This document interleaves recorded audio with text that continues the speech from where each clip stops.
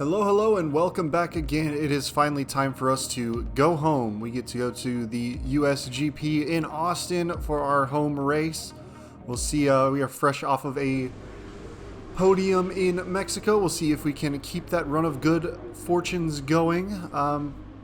Aside from a little blunder there in Japan, but so far, two podiums in the last three races. We're feeling pretty good about the performance of the car. On the flip side, though, we do have some tough choices we're going to be making this weekend. We have a gearbox that is basically, it's mid-70s% of wear. I think 77 to be exact. So it is definitely getting into the range where it might not survive the weekend. We'll probably have a good chance of having jams and slow gear changes. So we have to make a tough choice. We did put in a gearbox durability upgrade, which looks like it completed. We do have another dry weekend, so hopefully that extra durability upgrade will give us the little bit of leeway we need. Now, that being said, we will be making that tough choice after qualifying, depending on where we qualify at. If we have a really good qualifying, then obviously we're gonna kind of have to take the grid position and just roll the dice. If we have a pretty poor qualifying, then we'll start from the back of the grid and hope our race pace keeps us up. But on the flip side, taking a look at our the rest of our engine component, our power unit parts, we seem to be in a good enough spot to make it to the end of the race. So you can see now we're slapping on some of the more worn parts for our practice sessions. At least the ICE, we have one ICE left that's in pretty good shape. I think it should make the remaining three races. Since it's in I think the 30s or 40s%. We've got plenty of parts for the other pieces of the power unit, so we are able to use some fresh ones. But yeah, here's that gearbox, 77%, but it does have a second upgrade, so we'll see. We'll see if it can make it. We'll definitely be taking a grid penalty in Brazil if we don't take one here. Because it certainly will not hit the sixth race of running all the way through Brazil. But here we are. We've done practice, so we're swapping back to more fresh components for our qualifying runs here and the race. So we're just getting the freshest stuff we have on. There's only a couple more races to go, so we don't have to worry about conserving anything for the final stretch. A lot of Group 3 and 4 is pretty fresh. Let's hop into qualifying. It's time for today's qualifying session to begin here in the United States. Welcome to the Circuit of the Americas. Looking at this field today, Anthony, do you think we're going to see anyone take a chance? Maybe run the hard tyres and save some of the grippier tyres for the race tomorrow? Well, I'd be surprised in all honesty. It's only the front runners that really have the pace to get away with that. And even then, at the end of the day, it's a big risk. Track position is the most important thing, and it's rarely worth sacrificing for a slightly more optimal strategy in the race, so I doubt we're going to see anyone trying it. I have been wrong before, though. We certainly do see some risky decisions every now and then, and it's a gamble that's sometimes worth taking. But if it were me in the car, I would want to be on the fastest tyre for my qualifying lap, without a doubt.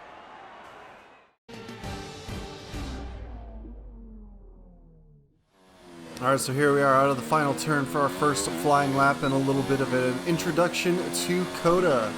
We're down the front straight here, up this massive 100+ foot hill climb into this low speed hairpin. Not a lot of braking references coming up the hill, so it's very tough. And now we are into these high speed S's, which kind of are reminiscent of the Maggots and Beckett's combination in Silverstone. And it's important to kind of carry speed through the first few, but it's a good technical section. You can see us go wide here as we're still kind of getting a feel. The tires are a little cold on this overcast track right now. But we are down that little short chute into the next hairpin, which will set us up for the longest straight on the course. A huge straight. You can pick up some serious speed because it also tends to run slightly downhill towards the end of the straight as well. You pick that up and hit the braking marker into the next hairpin, into the more technical section as we get ready to start Sector 3. We got a couple of tight double right-hander and then what is essentially a triple left-hander Feels very much like part of the Bahrain circuit, where you have that sweeping left breaking into more hairpin right. The triple right-hander that goes around the observation tower, flat out if you nail the line there, and then into the last tight right-hander. Very short run to cross the line, and we go P5 on our first lap. So we're going to go ahead and jump ahead as we've had less bobbles in the second lap here. We are up a full second on our previous lap time. So we miss that corner a little bit, drop some serious pace out of there, but we're going to go ahead and still make a pretty significant improvement. Go up to P8 now. And we fell near the cut line, P13, a little bit of dangerous zone, so we went out for one more lap, and you can see again, very big improvements to those first couple sectors. Not quite as fast through those corners, but I mean, we're still almost a full second and a half up. 1.6, and we're going to go ahead and cross the line. 1.6 seconds better than our previous fastest lap, and that actually puts us P1 for Q1. So we went from near the cut line, but we're really starting to figure out the lines much better. So we're going to go ahead and jump into qualifying 2 as we've been doing more recently. Hopping onto those medium tires to see what kind of lap times we can set. We're about 1.8 seconds off the current top spot, P7 at the moment. So we're going to go ahead and warp our way ahead towards the end of our second flying lap. We've dropped all the way to P10, so right on the cut line, but we've got a little bit of improvement going on this particular lap. Almost a half second of gain there. And that's, though, just going to keep us P10. So we will certainly need to hop out on the soft tires, and you can see by the time we get out on the soft tires, we've fallen down to P11.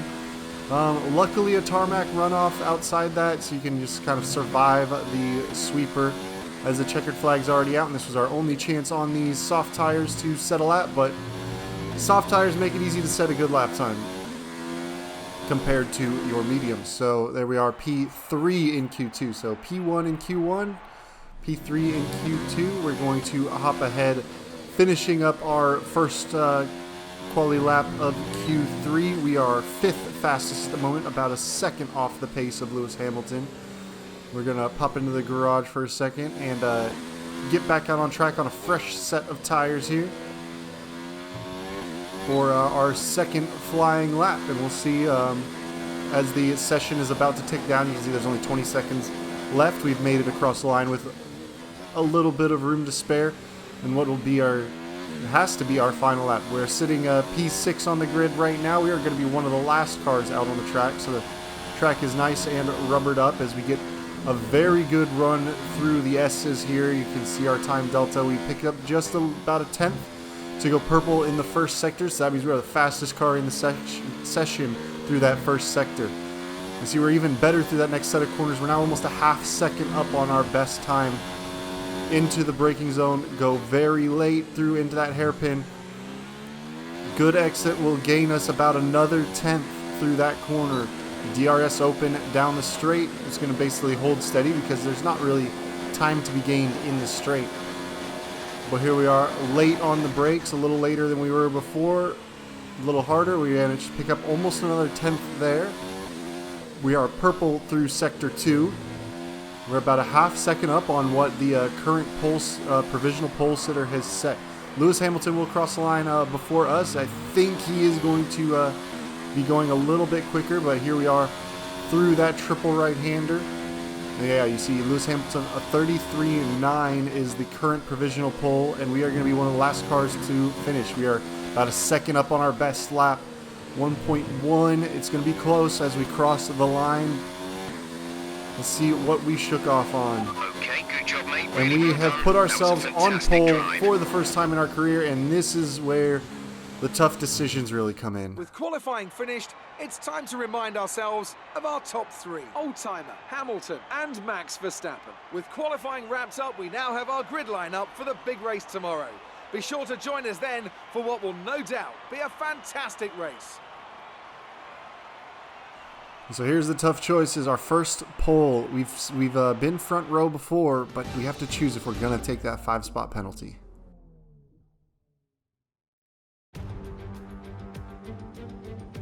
In 2012, America's on-again, off-again love affair with Formula One finally seemed to settle down with the completion of this wonderful racing facility here in Texas. Since then, we've been treated to some incredible races, including, of course, that classic wet-dry championship decider of 2015. We're racing today then in Travis County, Texas, around the 20 corners of the wonderful Circuit of the Americas. We'll be reaching speeds of around 200 miles an hour, and there are plenty of good opportunities to pass, especially through the 2 DRS zones into turn 1 and the very long back straight into turn 12.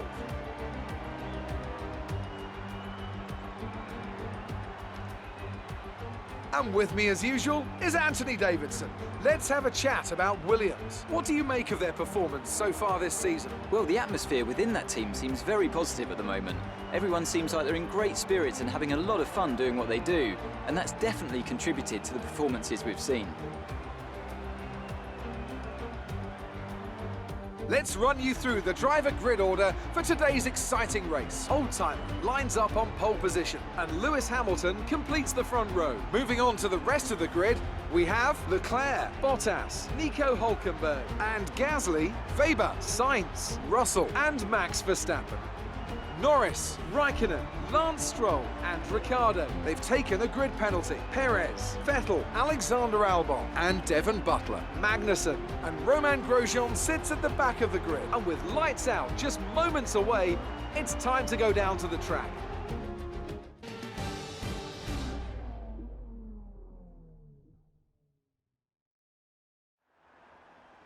You've done well to put it on pole, but we've still got work to do.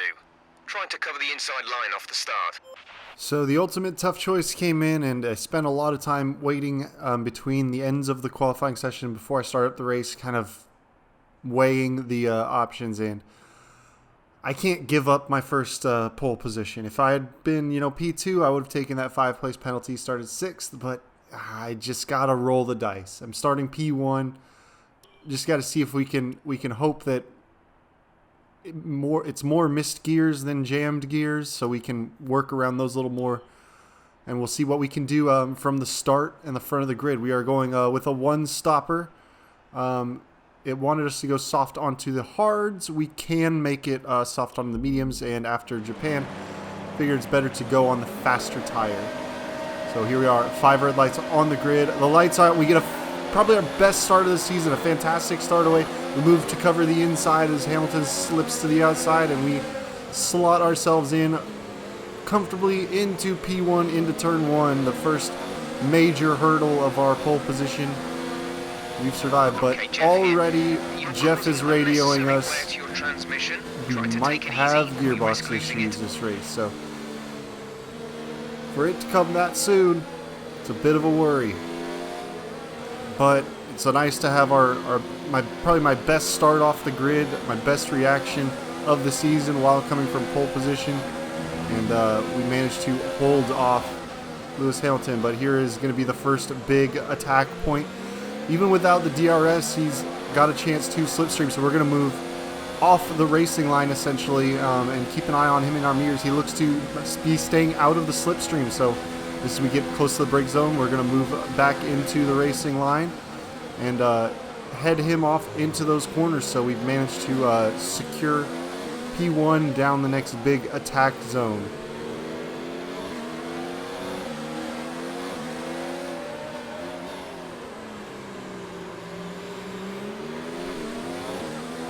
And here we are with a heavy fuel load through this triple right-hander. There's a bit of a lift there to keep the car settled.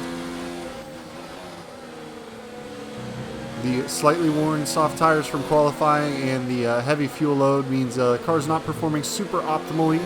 But we just got to do what we can. Not everybody is good. Everybody's got the same boat as we do. And here we are down the next straightaway into turn 1.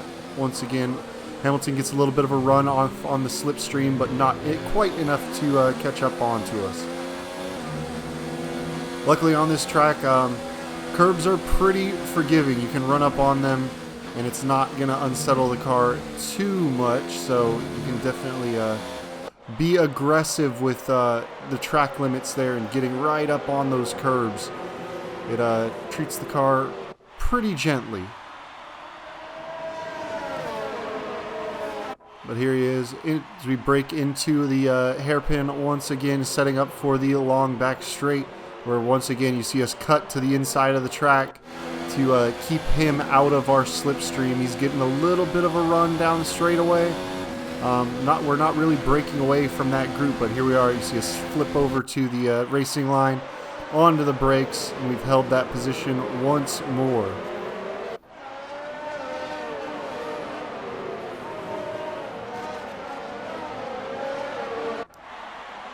Here we are through that technical end of the second sector as we get ready to head through sector 3 and into that long sweeping right-hander. Hamilton takes a look down the inside of us there for a second, but we're managed to cut him off as we swing by the observation tower that stands high above the track, gives a great 360 view of the whole course. You can see the action from up there for a short time and for a small fee. The DRS is now going to be enabled, and it will likely be the end of our lead into the next long straight, just because he's going to have tremendous overspeed on us. So unless we're able to defend very well or create a pretty big gap into that straight, it's probably going to be bad news for us.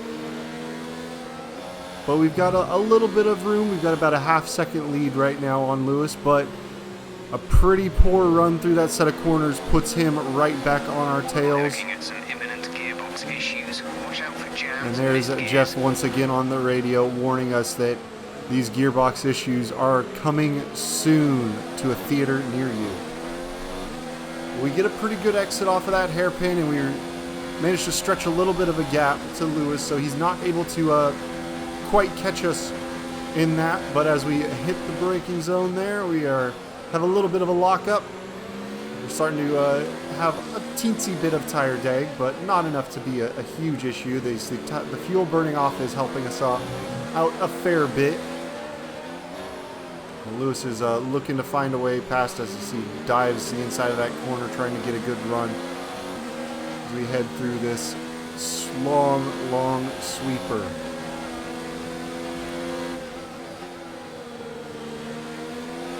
Set ourselves up. The final corner of the lap. Lewis is right behind us, filling our mirrors. He's going to get DRS this time, so we turn up the deployment mode in order to try and make a bit of a run on him. But there he goes. He's going to go around the outside. We're going to defend to the inside. We lock up a little bit to avoid a collision with him.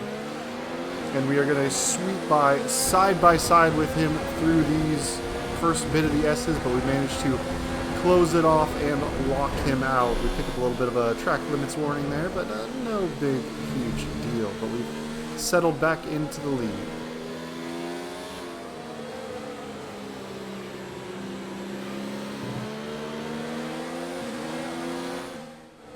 Alright, so we jump ahead to lap 7. We've managed to keep Hamilton behind us so far, but he's getting another good run into that corner as we hit the brakes into this hairpin. We lock up and go way wide, and he is very easily through us. And unfortunately, since we were ahead through the DRS detection zone, we aren't even going to have DRS down this, so we crank up hot lap on the DRS deployment and rich fuel mixture. But even still, Leclerc is getting a very good run down the inside of us, tries to pull alongside. We're 3 wide into that corner, and again locking up. We couldn't turn into the corner just because there's 3 cars in us, but we also lock up and are unable to stop in time. We've jammed gearbox, so we lost the benefit of the engine braking as well. So terrible timing. You see 2 more cars get through. You've got Leclerc is through, Bottas is through, and also Lucas Weber in the Alpha has gotten through us as well. So we dropped 4 positions basically in 1 corner. And we are having to nurse a gearbox that is just jammed, so we are slow off the corners. We are over-revving down straights. We aren't able to throttle, really downshift into these corners. And here it's screaming. So even as I try to pull the gear shifts early in order to trick it into shifting when I want it, you can't go quick downshifts. We're only able to downshift like 1 at a time into each corner. You can see there, hear that engine whining, which is not good news for us. You can see that gap opening to that lead group, and we've been caught up by this group behind us. Big time bummer coming from pole. It was really hoping that it wasn't going to be a jammed gearbox issue, but it would be just like, oh, you lose second gear, which we can drive around. But jammed gearbox compromises our braking ability. It compromises our acceleration ability. You can see Verstappen going through Hulkenberg once again. Another car going right by us because we went through, again, barely leading in the DRS detection zone, so no DRS to help us fight this group. Carlos Sainz slots in right behind us, and the car just does not want to turn around in the higher gears. The differential settings, it's a little bit more locked off throttle. And in those higher gears, the car just does not want to change direction very much. As you can see, fighting it even at much lower cornering speeds than I would normally have. We've fallen all the way back into the clutches of our own teammate, who we've been pretty consistently outpacing so far this season.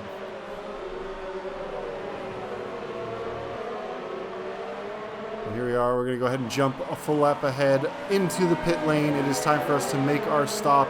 The gearbox kind of sorted its issues out a little bit towards the end of that lap, but you can see we are in the danger zone with a lot of other cars right behind us. Luckily, we've got one of the fastest pit crews on the grid, and we are actually able to gain a position on that Renault. So we leap one position in the pits there, very close on the release timing, but just barely there. Very cold tires though, so a little bit of wheel spin and unsteadiness through that first corner. Everybody else, a lot of cars going onto the hards, and we've managed to start closing up. We're about 3 seconds back of Lucas as we jump ahead to lap 14, but we've lost now second gear, but that's something we can drive around. Instead of, we can work mostly third gear and up throughout many of these corners. And as you can see, we've jumped ahead lap 18, a few more laps. We've actually reeled in our old teammate Lucas. We were able to drive through the gear issue, got second gear back a little bit later on in that run. We are only about 1.2 seconds back of him, so we are closing in on that DRS range. Probably next lap we'll be in DRS range of him. We're seeing some kind of problem with the gearbox. We see it stuck in gear. We're looking into it. We finally start to reel in the car in front of us, and then we get stuck in 7th gear. So these slow corners, you can see us just sluggishly accelerating. We did a huge amount of effort reeling in. Even just that short little run of the corner, we've lost a full second. We went from being 1.2 seconds back to 2.2 at the last sector split, and you can see just how much that gap is reopening up on the mini map, being stuck in 7th gear. So as we nurse the car around these corners, we're still P6. Butler's diving into the pits, was about to catch up to us, and oh, there we go. The gears have unjammed themselves finally, but we crossed the line and we've lost almost 4 seconds just from that half a lap of a jammed gear. So now I have to try again to try and chase him down. So we are going to hop ahead. Lap 23, we weren't really able to make too much of a gap back on him, and now we've got a gearbox jam again, our 4th gearbox issue of this race, which, well, it was a dice roll, and unfortunately 3 of the 4 issues have been jams as opposed to lost gears. If we were losing gears, we can drive around a lost gear, but we cannot drive around a jam. It is costing us huge chunks of lap time with those lost gears.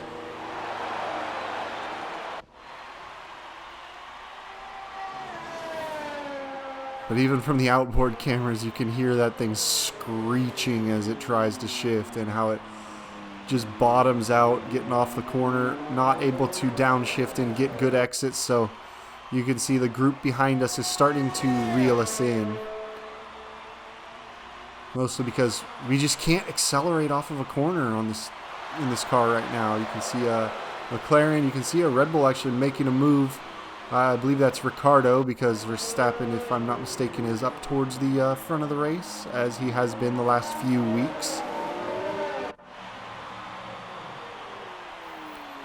Bit of a bummer for us for this to happen to us at the home race, but in hindsight, probably should have, even while qualifying on pole, taken that five place grid penalty and just done what we could from behind. But again, I didn't want to just hand over my first career pole. Like, we got the pole position, why not keep it? But you can see Sainz only 2.2 seconds back of us, as we are still nursing this jammed gearbox as it is going on over a full lap of jamming. Usually the jam issues sort themselves temporarily after about, a lap, half a lap, they can kind of fit, but this one, still fighting it. Still fighting the jam pretty aggressively. See us switching down to fifth, now fourth. We're just trying to time our gear shift inputs to trick it into shifting closer to the time we want it. Kind of preempting it, but you can see just how much Sainz and Ricciardo are now in DRS range of us as we head down this straight. And we're over revving the engine, which is not good for our last in ICE. Over revving is not good for it. There you go. Sainz uses DRS to get through us. And slow off the corner, we managed to stay just ahead of Ricciardo there.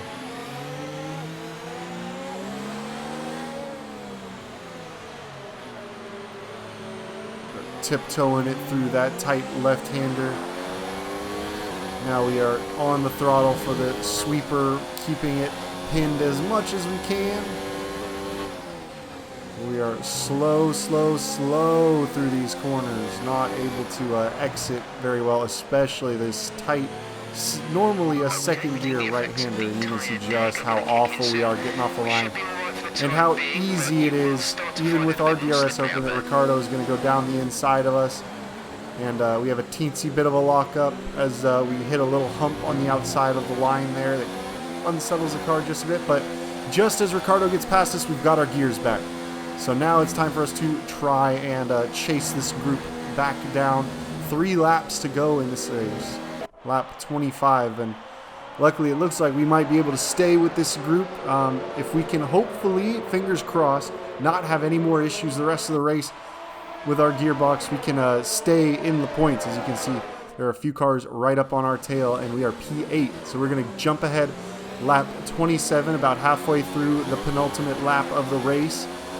Ricciardo has made his way past Carlos Sainz, and we have a DRS now on Sainz, so we crank up, we get a good run through the slipstream there as we dive to the braking zone, and he is content to mostly slot in behind us. We leave a little bit of space on that apex as he's managed to put his nose in.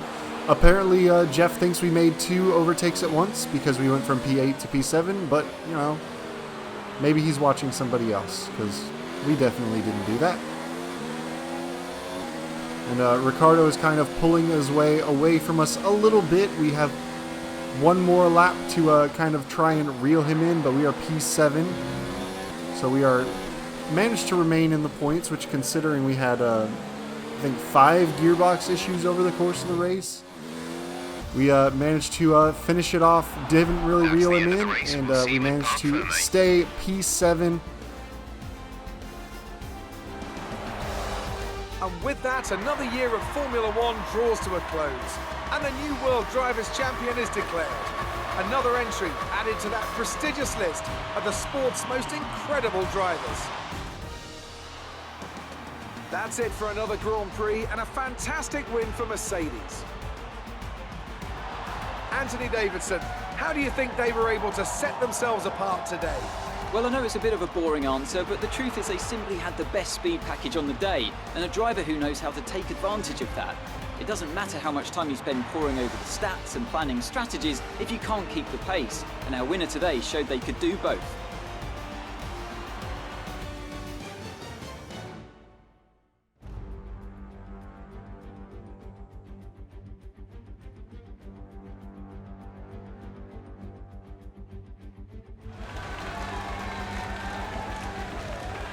So it looks like we are foregoing the traditional podium ceremony as Lewis Hamilton, as they said, wraps up the Drivers' Championship here in the U.S., which has been the home to a couple championship deciders. So Mercedes and Hamilton pick Let's up the see double. what effect this result has had on the drivers' standings. This also means that there's no catching our leader anymore, and we crown a new World Drivers' Champion.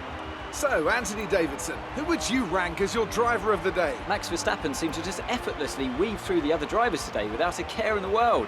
He was definitely my driver of choice. The Constructors' Championship may be a foregone conclusion at the moment, but regardless, let's look at the standings. It's another clear win for Mercedes as they managed to secure the Constructors' title. An incredible performance for the whole team. There was also a strong showing from the McLaren team today as they make their way up the standings.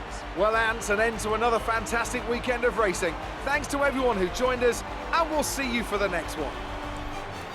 So that P7, not as many points as we would have hoped. Only one DNF, Lance Stroll, at one point in the race. But that is going to let Lucas get by us. We were really hoping to catch up to Pierre Gasly in front of us, who obviously earlier started on the Red Bull. That's why he's got so many points in that Renault.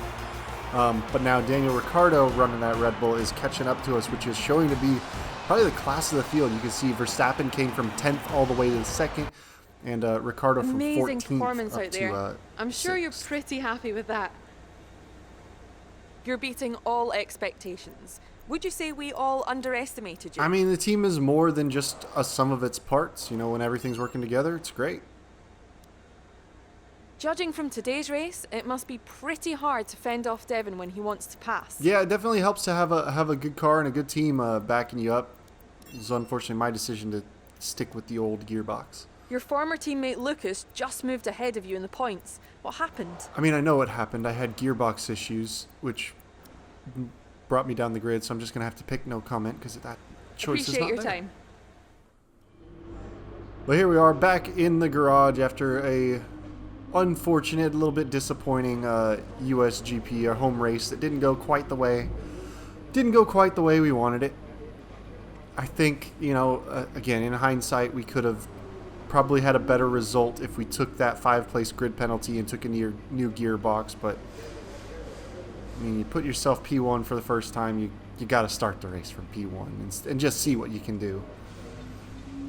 Because, you know, we showed good overall pace. We just didn't have the reliability left. And I was hoping that second reliability upgrade would also help. So here we are back in R&D. Unfortunately, because our last couple of upgrades fell in adaptation areas, we have to spend a little bit more resources to adapt them. I think that will be the last I recommend we could go for something like this. upgrades I'll do in any areas that need adapting for the rest of the season. We still got about 800 resource points left. We're not going to be able to afford, it looks like, either of the upgrades in the aero development, and I'm not spending them on chassis development, so we're going to go ahead and put them into the powertrain development. You can see on the right there, as far as the team orders, we're still have the second best engine on the grid. We got a pretty good bump by running Mercedes, obviously, at the start of the season. So we had a great baseline to start from. We haven't had to put a lot of effort into that, and by getting that aero caught up, we're in much better shape now. So we go ahead and go with an engine development that hopefully, fingers crossed, will be ready for us at next week's race in Brazil. But you can see how tight the R&D chart is in that midfield. Like, one minor upgrade can take somebody at the back of the midfield up to like best of the rest. So we've still got a good amount of health left on the parts. You see that gearbox almost completely shut down, 96% wear. We were very close to blowing it up and having a DNF, it looks like. So we're going to take our penalty for the next race. We will be starting 5 grid places back in Brazil of wherever we qualify. Well, that's where we're headed to next. Only 2 more races left in our first season. We'll see where we can make our way through the next couple races, see where we finish in the overall Drivers' Championship standings. And I think our car is in a pretty good spot now, depending on how the off-season developments go, to be a contender from the early stages of the season. So thank you for joining me once again. Come back for the next episode. Brazil, again, 2 more races to go. We're almost done with season 1, and we'll see where we shake out. I'll catch you guys next time. See y'all later.